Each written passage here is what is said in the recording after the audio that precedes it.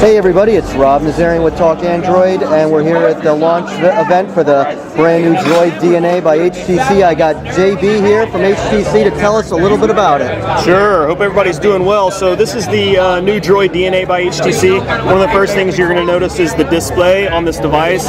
It's a Super LCD3, very exciting, one of the first devices with that. Full HD, so 1920 by 1080 with 440 pixels per inch. So really, really amazing, bright, vibrant display. Rotating around to the back, you're going to notice that we have a polycarbonate unibody design. It's got a nice little arc form factor here. What we've done is we've actually taken the battery and moved it behind the screen and stacked the smaller components on top, which allows the device to go from the 9.7 millimeters all the way down to almost a 4 millimeter edge. So down across the bottom, you've got a microphone here and a microphone here, so dual mics with noise cancellation. We've also included Beats audio in the device, but there's two dedicated amplifiers in this device. So we have one amplifier that powers the headset jack, so 2.55 volts means when you plug in a headset, it's going to sound better and more immersive than you've ever heard on a headset before. We also have a rear speaker amplifier, so that means the rear speaker is going to get a little bit louder than you've heard before, but really what the most important thing is when that speaker's at maximum volume, there's going to be no distortion. So really nice speakerphone clarity. 8 megapixel camera on the back, single LED flash with HTC Smart Flash, so it will judge the ambient light and the distance between the camera and the subject and deploy automatically one of 5 different brightness levels.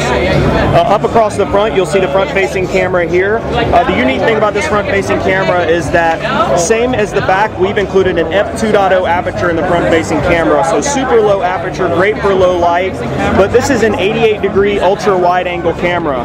So we'll go ahead and launch the camera, and when we tap on that, you're going to notice that this camera is wider than you've ever seen on a smartphone. So with 88 degrees, you can easily get 4 people plus background into the photo. Including myself. Including him, Now, yeah. just a quick question, not to cut you off. Is that 2.0, is that the same as in the 1X, or? So the 1X has an f2.0 on the back, as does this, but this front-facing camera, it's the same as 8X, so f2.0, same hardware. Okay. But what we've done is some of the new Sense enhancements, we've really worked hard with Sense 4 Plus to just enhance those major things we were doing with Sense 4. So you'll notice that the camera UI has changed.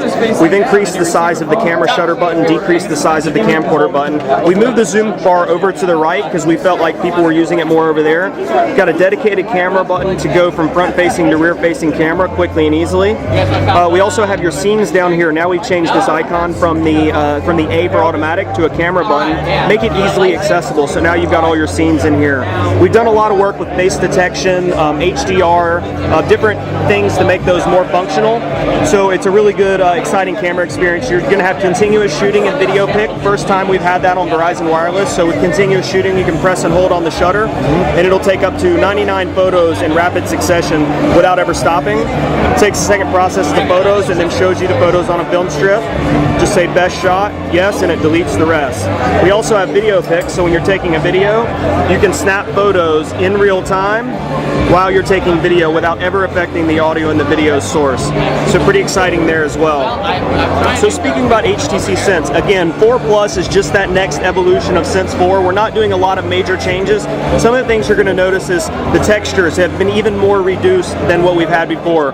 When you go into applications like Mail, applications like Calendar, you're going to notice that the buttons and the keys at the top, we've actually bolded the text up here, reduced the texture, so in Sense 4 you would have the diagonal lines. There's no more of that. Increase the font size, increase the contrast to make it really easy for people to see and access the information that they need most often. We also we go back to where we're going around in a full circle. We took that off for a little bit, but now it's back. It doesn't actually spin in a carousel like it used to, but this gives you the ability to go left and right no matter where you are. There's also some enhancements in the notification bar here, so you can pull it down, access your settings here as well. This thing is rocking Jelly Bean, so the most current version of Android, which is really exciting. Another really cool feature that's personally one of my favorites is what we call sightseeing mode. So this is on by default. So what that means is when my camera is launched, I'm walking around a sporting event, I'm taking pictures. When I tap the power button button to put it in standby. The camera, I mean the phone is off. Now when I tap the power button, it bypasses the lock screen and goes right back into the camera, so allowing you to have quick and easy access to the camera. So when you're going somewhere quick and you're going somewhere fast, it stays on the same scene you had it on. The camera's still launched and ready and available for you, so you can open it very quickly. We also have NFC in the device, so you can pair this device with other devices, share content, contacts, things like that. We also have wireless charging, which is really exciting. So lay this on a wireless charging mat to get it charged. I don't know if you can see it in the camera, but there's a small little notification LED right there. It's really hard to see, but a rear-facing LED. Not necessarily the first people, but this hasn't been around for a long time. We found that people really wanted a rear-facing notification LED. You're going to notice that this actually reacts when you're taking pictures, so it gives the people an idea of when the picture is coming. It also lets you light up for different notifications. So really exciting. This is the Droid DNA by HTC. Anything different with like the lock screen or anything? That's all the same as before? Yeah, lock screen is going to be the same. We do have a couple more lock screen options. So now you have the ability to have a photo lock screen, a new music lock screen that will allow you to access recently played albums, go back and forth between music. But the lock screen is going to be pretty similar to what we've experienced with Sense 4. Okay, great. Well, thank you very much, JB. We're looking forward to getting our hands on it.